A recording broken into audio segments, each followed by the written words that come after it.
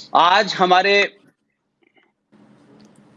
Channel we support Pushpendra के ऊपर देश के जाने माने वकील, सुप्रीम कोर्ट में प्रैक्टिस करने वाले जनाब विष्णु शंकर जैन साहब, वो आजकल खबरों में है, चर्चा में है और एक ऐसे विषय पे चर्चा में है जो बहुत आस्था से जुड़ा हुआ मामला है।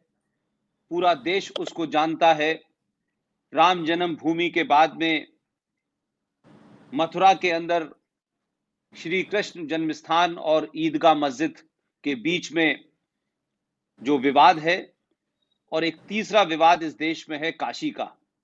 आप सब जानते हैं अयोध्या का मसला सुलझ चुका है और मथुरा के अंदर कृष्ण जन्मभूमि या जन्मस्थान और ईदगाह के बारे में हमारे युवा साथी एडवोकेट विष्णु शंकर जैन साहब ने पिछले दिनों इस मामले को लोकल अदालत में उठाया और उसके बाद कोर्ट ने शायद उस पर सुनवाई करने से मना कर दिया।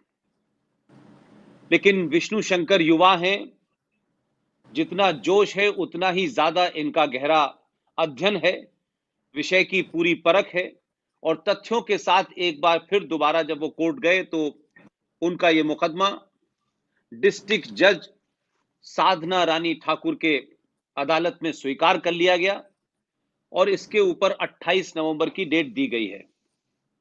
मैंने आज उनको दावत दी है कि वो आएं और ये बताएं कि ये जो कृष्ण जन्मस्थान और शाही मस्जिद का मामला है, इसके बारे में कहा जाता है कि 1968 में जो ट्रस्ट था, उस ट्रस्ट के ऊपर कोई एक बॉडी थी, उस बॉडी ने इसके ऊपर कोई समझौता कर लिया और तब से ये समझौता लागू है।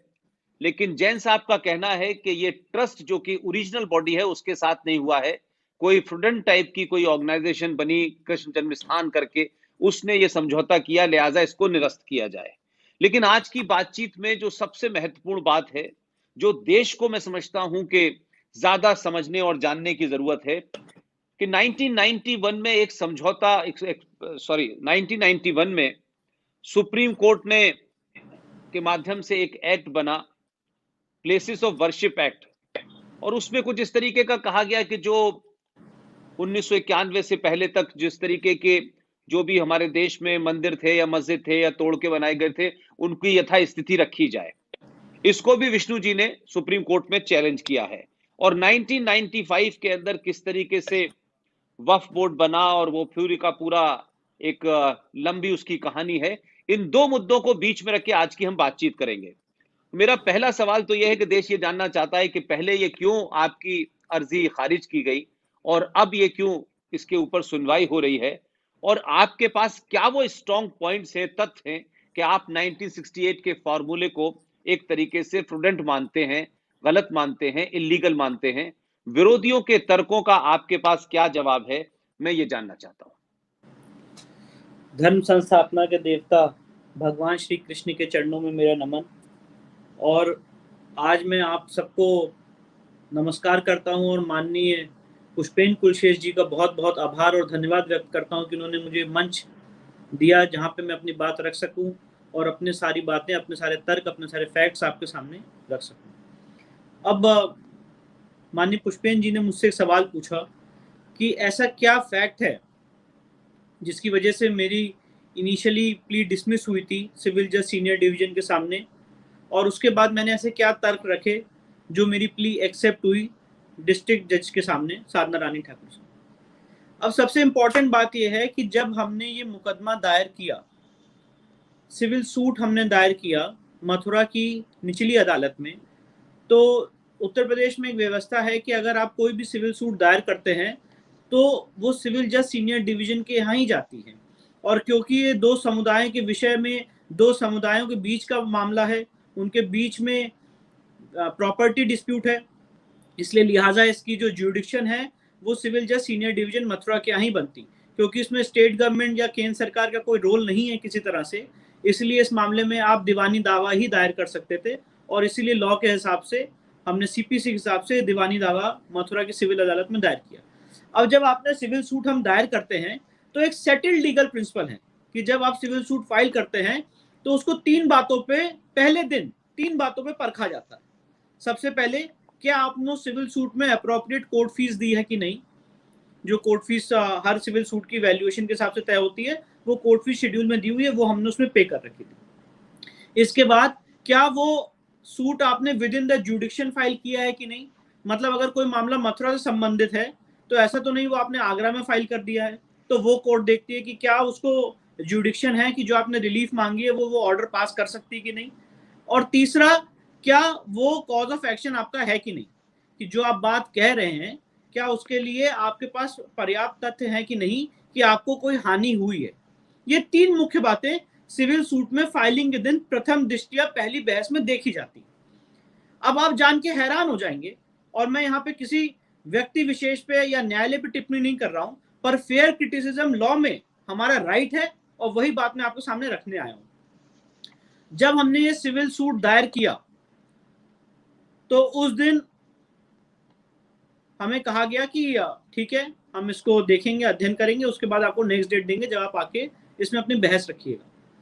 उस दिन कोई सुनवाई हुई, पर उस दिन उसमें कोई डिटेल्ड ऑर्डर पास नहीं हुआ। जनरली आप सिविल सूट जब दायर करते हैं, किसी भी आप वकील से अक्रॉस द कंट्री पूछ लीजिए, तो civil suit as a matter of practice register होता है, और उसके बाद उसमें आगे इश्यूज फ्रेम होते हैं, अदर साइड को नोटिस समन्स जारी किए जाते हैं, वो आके अपना जवाब रखते हैं, वगैरह वगैरह।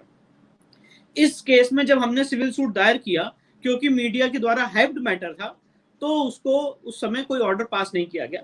उसके बाद एक ऑर्डर पास किया गया जिसमें यह लिखा गया कि आप सब लोग, और ये मैं कोर्ट का ऑर्डर बता रहा हूं, सिविल जज सीनियर डिवीजन महोदय का, कि आप सब लोग बाहरी हैं, जितने इस केस में जिन्होंने केस फाइल किया है ये मथुरा के रहने वाले नहीं हैं, तो आप कृपया करके आके एक्सप्लेन करें कि आपको ये दावा दायर करने का हक कैसे। अब जब हम लोग ने ये ऑर्डर सुना और पढ़ा तो हम लोग शॉक्ड हो गए, क्योंकि लॉ में प्रोविजन ये है कि कोई भी आदमी केस कहीं भी इंडिया की कोर्ट में दायर कर देता है, वो कहीं का भी हो ये मायने नहीं रखता है, वो कहीं का भी हो ये मायने नहीं रखता है, प्रॉपर्टी जहां पे है वहां पे केस दायर होना चाहिए ये मायने रखता है। अगर मथुरा की प्रॉपर्टी का डिस्प्यूट है, मैं मथुरा में केस दायर करूं ये इंपॉर्टेंट है, ना कि मैं दिल्ली से हूं ये इंपॉर्टेंट है।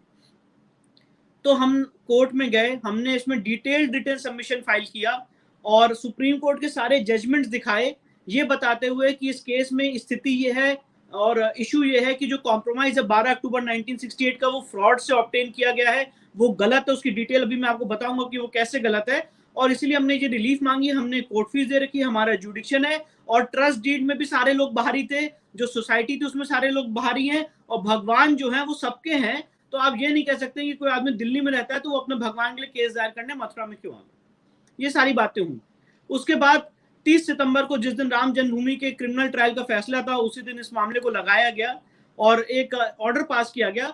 और आप ऑर्डर जान के शॉक हो जाएंगे, ऑर्डर में ये लिखा गया कि भक्त को केस फाइल करने का अधिकार नहीं है। अगर किसी भगवान की, सपोज करिए फॉर एग्जाम्पल रामेश्वरम की संपत्ति अगर गलत तरीके से वहां ट्रस्ट ने किसी को दे दी है, तो लॉ ये कहता है, सुप्रीम कोर्ट के 5 जजेस का जजमेंट ये कहता है कि आपको हक है कि आप उसको चैलेंज करें और उसको उस सिविल अदालत में चैलेंज कर सकते हैं। यहाँ सिविल जज ने ये कहा कि you do not have the right to sue, आपको केस दायर करने का हक नहीं है। और जो हमने भगवान को इसमें पार्टी बनाया था, श्री कृष्ण विराजमान, उनको भी कहा आपको भी हक नहीं। ये दोनों फाइंडिंग सुप्रीम कोर्ट के जजमेंट की विरुद्ध थी, और इसमें मीडिया ने गलत तरीके से, मैं उन लोगों का नाम नहीं लेना चाहता हूं, पर मैं आपके सामने बहुत स्पष्ट रूप से रखना चाहता हूं कि कुछ लोग जिनके अपने वेस्टेड इंटरेस्ट है, अपने एजेंडा हैं, उन्होंने एक खबर चला दी बिना कोर्ट का ऑर्डर देखे। आप इस बात को नोट करिए, बिना कोर्ट का ऑर्डर देखे खबर चला दी कि ये suit places of worship act 1991 की वजह से डिसमिस हो गया। कोर्ट ने अपने ऑर्डर में नहीं लिखा है कि वो प्लेसेस ऑफ वर्शिप एक्ट की वजह से खारिज कर रहे हैं। कोर्ट ने अपने ऑर्डर में 2 बातें कही कि इनको राइट टू सू नहीं है, और अगर हमने इनको केस दायर करने की अनुमति दी केस दायर करने की, तो सामाजिक और न्यायिक व्यवस्था चरमरा जाएगी। अब इस बात को हमने जिला जज महोदय के सामने चैलेंज किया फर्स्ट अपील में, ये कहा कि केस दायर करने से कभी सामाजिक व्यवस्था चरमराती नहीं है, केस दायर करने से समाज को आवाज मिलती है। एक संवैधानिक सेटअप में हम लोग सीए और एनआरसी की तरह सड़कों पे नहीं उतरे हैं, मीडिया की ओवी और बसेस नहीं चलाई हैं, हम अपना संवैधानिक अधिकार अडॉप्ट करके कोर्ट में आए हैं और अपनी बात कोर्ट में कह रहे हैं, तो कोर्ट में आने से कैसे कोई संवैधानिक व्यवस्था, सामाजिक व्यवस्था चरमरा जाएगी, और कोर्ट में आने से कैसे जुडिशियल व्यवस्था चरमरा जाएगी। अब देखिए आप, ये मैं आपको इसीलिए मैं लाया भी हूं, ये चाहें तो आप इसको देख सकते हैं, ये बुक है 2019 15 स्केल, ठीक है। सुप्रीम कोर्ट का जजमेंट है राम जन्मभूमि के केस में, जो 5 जजेस ने दिया है, और ये पैरा 344, मैं शायद यहाँ पे क्लैरिटी आएगी नहीं आएगी मुझे नहीं पता, पर पैरा 344 आप नोट कर लें। इसमें स्पष्ट रूप से लिखा है कि अगर भगवान की संपत्ति के साथ गलत तरीके से उसका एलिनिएशन हुआ है, अगर ट्रस्ट ने उसको गलत तरीके से या किसी भी व्यक्ति ने भगवान की संपत्ति किसी को दे दी है, तो भगवान को राइट है कोर्ट में आने का, डेटी को राइट है कोर्ट में आने का, वर्शिपर को राइट है कोर्ट में आने का। फॉर एग्जाम्पल, आज राम जन्मभूमि ट्रस्ट बना हुआ है, जैसा हम जानते हैं सुप्रीम कोर्ट के जजमेंट से। अब राम जन्मभूमि ट्रस्ट चाहे कि उस ट्रस्ट की एक भी इंच को किसी को दे दे, तो उनका हक नहीं है, और वो हम और श्री रामलला विराजमान खुद नेक्स्ट फ्रेंड के द्वारा कोर्ट में चैलेंज कर सकते हैं। ये मैं नहीं कह रहा हूं, ये सुप्रीम कोर्ट के 5 जजेस ने कहा है। इसीलिए इस लॉ को दिखाते हुए हमने जिला जज के सामने अपील की, और हमने कहा कि हमारे साथ सबसे बड़ा अन्याय हुआ है, जहां places of worship act in issue नहीं है, जहां उसकी कोई बात नहीं है, और जहां पे फाइंडिंग कोर्ट की लीगल से ज्यादा डिफरेंट फाइंडिंग है, ये कहते हुए कि आप अगर कोर्ट में केस दायर करेंगे तो सामाजिक व्यवस्था चरमरा जाएगी। तो जिसपे जिला जज महोदय ने हमारी अपील स्वीकार की। ट्रस्ट मस्जिद ईदगाह, सुन्नी सेंट्रल वक्फ बोर्ड, श्री राम जन्मभूमि ट्रस्ट, श्री कृष्ण जन्मस्थान सेवा संघ, इन चारों को नोटिस जारी किया है। अब इस मामले की सुनवाई 18 नवंबर को है। मूलतः बेसिकली हमारा केस क्या है, ये केस हमने क्यों दायर किया है? ये केस दायर करने का इंटेंशन ये नहीं है कि हम सामाजिक व्यवस्था को हिलाएं, ये केस दायर करने का ये इंटेंशन नहीं है कि हम समाज में विद्वेष या कोई बुरी भावना पैदा करें। ये केस दायर करने का इंटेंशन ये है कि जो मैं आपको फैक्ट्स बताने जा रहा हूं, अगर आप उस फैक्ट्स को ध्यान से अध्ययन करेंगे तो आपके ज्ञान में आएगा, आपकी नॉलेज में आएगा कि ये सबसे बड़ा फ्रॉड, सबसे बड़ी कॉन्स्पिरेसी भगवान कृष्ण के साथ कुछ लोगों ने की है। अब कुछ बिंदु आपको सामने बताता हूं बहुत शॉर्ट में, और वो ऐसे हैं कि ये जो पूरी संपत्ति थी 13.37 एकड़ लैंड है, जो आज से नहीं हजारों सालों से हिंदू विश्वास करते हैं कि भगवान कृष्ण का जन्म यहीं हुआ, वो यहीं पे अवतरित हुए। कंस का कारागार भी आज भी वहीं पे है, और जब इसकी आगे चल के आर्कियोलॉजिकल सर्वे द्वारा खुदाई होगी तो वो सारी चीजें मिलेंगी। ये हमारा और सारे हिंदू समाज का ये विश्वास है, फेथ है। अब 1669 में, ये डेट बहुत इंपॉर्टेंट है, नोट कर लीजिए, मैंने अपने सूट में इसको लगाई भी है। 1669 में औरंगजेब को ये मंदिर बहुत आंखों में खलती थी, जो राजा वीर सिंह बुंदेला ने 1618 में मंदिर बनवाई थी, 33 लाख रुपए की कॉस्ट से। ये ऑन रिकॉर्ड है। जितनी बातें मैं आपको यहाँ पे बोल रहा हूँ, कोई बात किसी किताब से पढ़ी हुई नहीं बोल रहा हूँ, ये सारी बातें लीगल हिस्ट्री है इस केस की, जो पहले के एफिडेविट्स, जो पहले के हलफनामे, जो पहले के लीगल रिकॉर्ड्स हैं, 10 राउंड ऑफ लिटिगेशन हुआ इस केस में, वहां से बता रहा हूं। 1618 में राजा वीर सिंह बुंदेला ने इस मंदिर को 33 लाख रुपए की कॉस्ट से बनवाया था। उसके पहले भी इस मंदिर को काफी बार गजनवी गौरी द्वारा तोड़ा जा चुका है, लूटा जा चुका है। अंत में 1618 में राजा वीर सिंह बुंदेला ने इसको 33 लाख की कॉस्ट से बनवाया था, उस जमाने की 33 लाख। और ये भव्य मंदिर था जिसकी चमक आगरा से भी दिखती थी। और जब औरंगजेब के अंडर आगरा और मथुरा आया तो उसको ये मंदिर आंखों में उसकी चमक बहुत अखड़ती थी, और उसने एक फरमान जारी किया, और वो फरमान महान हिस्टोरियन जदुनाथ सरकार ने पर्शियन से इंग्लिश में ट्रांसलेट किया, वो मैंने अपने सूट में लगाया है। और उस फरमान में क्या कहा है? जाओ जाके मथुरा की उस मंदिर को तोड़ो। मथुरा काशी दोनों के लिए लिखा है, वो सेम फरमान से तोड़ा गया है। एक ही फरमान में दोनों मंदिरों के ऑर्डर हैं, मथुरा और काशी के। जाओ जाके और जो मथुरा के लिए लिखा है वो मैं आपको बता रहा हूं, जाओ जाके मथुरा की मंदिर को तोड़ो और उसकी मूर्तियां आगरा की जहनारा मस्जिद में रख दो, सीढ़ियों के नीचे दबा के, कि जब वो नमाज पढ़ने जाए तो उसको कुचलते हुए जाएं। ये बात मैंने नहीं कही है, ये औरंगजेब ने अपने फरमान में कही है। जदुनाथ सरकार ने इसको पर्शियन से इंग्लिश में ट्रांसलेट किया है, और फरमान की ओरिजिनल कॉपी आज भी बीकानेर के म्यूजियम में है। इसके बाद 5 अप्रैल 1770 में मराठा है, मराठाओं ने उस जगह को जीता बैटल ऑफ गोवर्धन में। पूरी संपत्ति मथुरा की नजूल लैंड या मराठा सरकार की, मराठा हुकूमत की घोषित कर दी गई। 1803 में ब्रिटिशर्स आए, ब्रिटिशर्स की हुकूमत होगी ईस्ट इंडिया कंपनी की, क्योंकि ये जगह हमारे लिए बहुत इंपॉर्टेंट थी। 1815 में राजा पटनीमल जो बनारस के हैं, जो भी बाहरी हैं, राजा पटनीमल ने ये संपत्ति 1815 में ब्रिटिश सरकार से पब्लिक ऑक्शन में बकायदा पैसा देके खरीदी 1815 में। और उसके बाद उनके पास इतनी क्षमता नहीं थी कि वो उसमें भव्य मंदिर बना सके। उनके लीगल हेयर्स, उनके जो पौत्र हैं राय किशन दास, उन्होंने इसको 8 फरवरी 1944 को बेच दिया। किसको बेच दिया? पंडित मदन मोहन मालवीय जी को बेच दिया कि आप इसमें भव्य मंदिर बनाएं, हमारे पास इतने पैसे नहीं है कि हम यहाँ पे मंदिर बना सकें। तो पंडित मदन मोहन मालवीय उस समय इस देश के सर्वमान्य लीडर थे और उनको दिया गया कि आप इसका जीर्णोद्धार करें और यहाँ पे एक भव्य मंदिर बनाया जाए। 8 फरवरी 1944 पंडित जी का निधन हो गया 1946 में।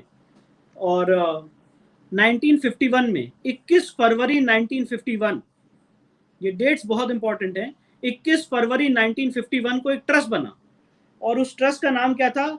श्री कृष्ण जन्मभूमि ट्रस्ट। और उस ट्रस्ट की ट्रस्ट डीड में लिखा हुआ है कि पंडित मदन मोहन मालवीय जी के सपनों को पूरा करने के लिए, हिंदू जनता की सपनों को पूरा करने के लिए, और लोगों को ये विश्वास है कि भगवान का जन्म यही हुआ, यही स्थान है जहां भगवान अवतरित हुए, यही वो कारागार है जहां भगवान अवतरित हुए, इसलिए यहाँ पे हम भव्य मंदिर का निर्माण करेंगे और लोगों से लोहा लेंगे, लोगों से चंदा लेंगे 13.37 एकड़ लैंड का। अब आप इस चीज को समझिए।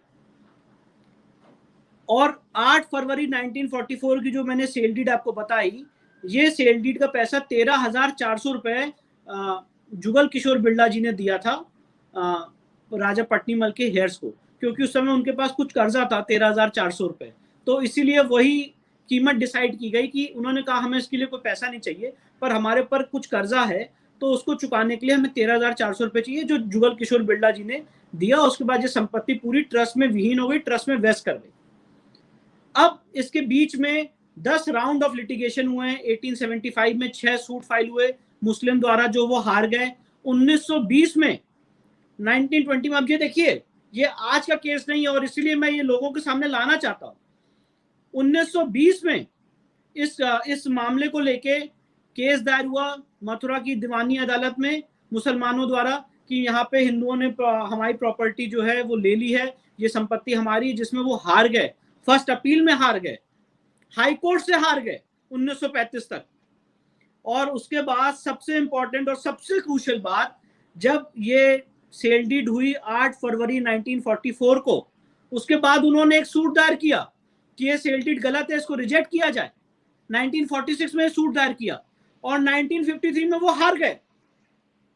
कोर्ट ने कहा नहीं, ये राजा पटनीमल की स्वामित्व की संपत्ति है, उन्हीं के लीगल हेयर्स की संपत्ति है और इसीलिए ये जो सेल डीड हुई है वैलिड है। और वो वहां पे हार गया। उसके बाद उन्होंने हाई कोर्ट, सुप्रीम कोर्ट में कोई अपील नहीं की, मामला वहीं पे फाइनल हो गया। अब ये पूरा डिस्प्यूट कहां से अराइज हुआ?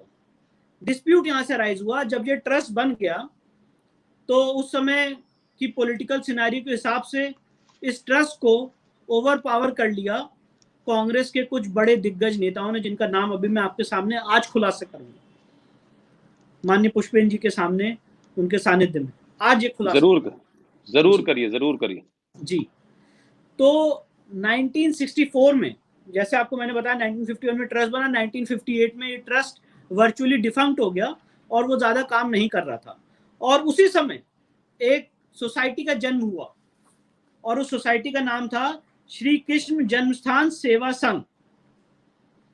दो बातें प्लीज इसको मार्क करिए, श्री कृष्ण जन्मभूमि ट्रस्ट और श्री कृष्ण जन्मस्थान सेवा संघ, दो अलग अलग है। जो प्रॉपर्टी जिनको दी गई वो थी श्री कृष्ण जन्मभूमि ट्रस्ट, और ये डिफंक्ट हो गई 1958 में और एक सोसाइटी बन गई जिसका नाम है श्री कृष्ण जन्मस्थान सेवा संघ। अब सेवा संघ ने एक दावा दायर किया 1964 में और ये कहा कि हमारे 13.37 एकड़ में कुछ घोसी समाज, मुस्लिम घोसी समाज के लोग घुस आए हैं, कब्जा कर रहे हैं, इलीगल ऑक्यूपेशन इन्होंने इंक्रोचमेंट कर लिया है, इसलिए इनको हटाया जाए। और 12 अक्टूबर 1968 को उन्होंने ट्रस्ट मस्जिद ईदगाह से एक समझौता किया और उन्होंने कहा कि जितनी प्रॉपर्टी आपने इंक्रोच कर ली है उसके लिए हम कॉम्प्रोमाइज कर रहे हैं, हमें उस पर कोई क्लेम नहीं है। और यही बात ओवैसी और जितने लीडर से कह रहे हैं कि इस मामले में तो कॉम्प्रोमाइज ऑलरेडी हो चुका है, ये तो मामला खत्म हो गया, ऑलरेडी सेटल हो गया, कॉम्प्रोमाइज हो गया है। पर ये देखिए आप, आज मैं वो कॉम्प्रोमाइज डिक्री दिखा रहा हूं आपको, जिस कॉम्प्रोमाइज के आधार पे कोर्ट ने डिक्री पास की 1973 में। इसको जरा देखिए, ये देखिए, ये मैं आपको दिखा रहा हूं। अब इसमें क्या लिखा है, श्री कृष्ण जन्मस्थान सेवा संघ मथुरा ऑल्सो नोन एज, देखिए कैसे कोर्ट को गुमराह किया गया और कैसे फ्रॉड हुआ है हिंदू समाज के साथ, और आज हम वो बातें कह रहे हैं तो हमें कम्युनल बोला जा रहा है। श्री कृष्ण जन्मस्थान सेवा संघ मथुरा ऑल्सो नोन एज, ये 3 वर्ड बहुत मार्क करिए, also known as Shri Krishna Janmabhoomi trust Mathura.